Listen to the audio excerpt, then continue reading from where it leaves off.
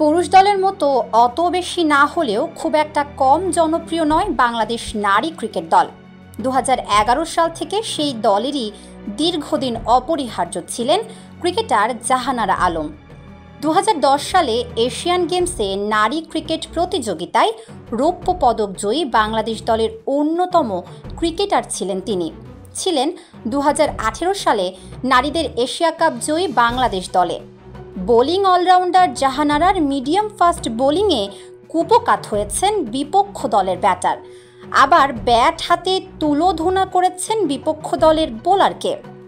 আন্তর্জাতিক ক্রিকেটে একদিনের ম্যাচ খেলেছেন 52টি, ম্যাচ খেলে উইকেট পেয়েছেন 48টি, রান করেছেন 1459, আর টি-20 ম্যাচ খেলেছেন 83টি, উইকেট পেয়েছেন 60টি আর রান করেছেন 1442।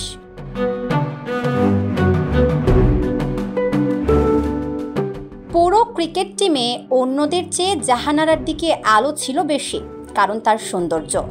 অনেকে মনে করেন ক্রিকেটার না হলে সিনেমার নায়িকা হতে পারতেন জাহানারা, কিন্তু ক্রিকেটকে বেছে নিয়েছিলেন খুলনার এই তরুণী। নিজের সেরা সময়ে দলকেও দিয়েছেন উজাড় করে। সেই জাহানারার ক্রিকেট ক্যারিয়ারে ছন্দপতন শুরু হয় বছর দুয়েক আগে। কখনো দলে ডাক পান, কখনো আবার স্ট্যান্ড বাই। একবার দলের বাইরে রাখার কারণ বলা হয়েছিল শৃঙ্খলা ভঙ্গ। তবে তিনি কী ধরনের শৃঙ্খলা ভঙ্গ করেছেন সে কথা প্রকাশ করেননি ক্রিকেট কর্তারা। তবে কানা ঘোষায় শোনা যায় ট্রেইনারের সাথে বিশেষ সম্পর্কের কারণে তাকে দলের বাইরে রাখা হয়েছিল। সবশেষ মানসিক অবসাদের কথা বলে জাতীয় দল থেকে ছুটি নেন জাহানারা আলম। ছুটি কাটাতে চলে যান অস্ট্রেলিয়ায়, এখনও সেখানেই আছেন। ছুটির মেয়াদ শেষ হয়ে গেলেও এখনও ফিরেননি। অস্ট্রেলিয়াতে ক্রিকেট অনুশীলন চালিয়ে যাওয়ার পাশাপাশি কোচিংও শিখছেন তিনি।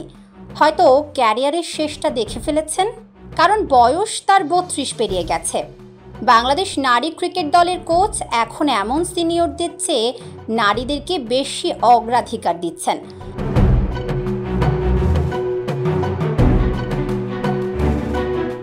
অস্ট্রেলিয়া থেকে সম্প্রতি টেলিফোনে সাক্ষাৎকার দিয়েছেন জাহানারা আলম। জানিয়েছেন অস্ট্রেলিয়াতে তার জীবনযাপনের কথা, তুলে ধরেছেন ব্যক্তিগত জীবনে পছন্দ অপছন্দের কথা। এখনও বিয়ে করেননি জাহানারা আলম, তাই অবধারিতভাবেই তাকে জিজ্ঞেস করা হয়েছিল বিয়ের কথা। অকপটে জানিয়েছেন নিজের পছন্দের কথা। হ্যান্ডসাম, গুড লুকিং, হালকা পেশিবহুল পুরুষ পছন্দ তার। সেই পুরুষকে ধর্মে অগাধ বিশ্বাস রাখতে হবে। এমন পুরুষ পেলে বিয়ের পিঁড়িতে বসতে পারেন তিনি।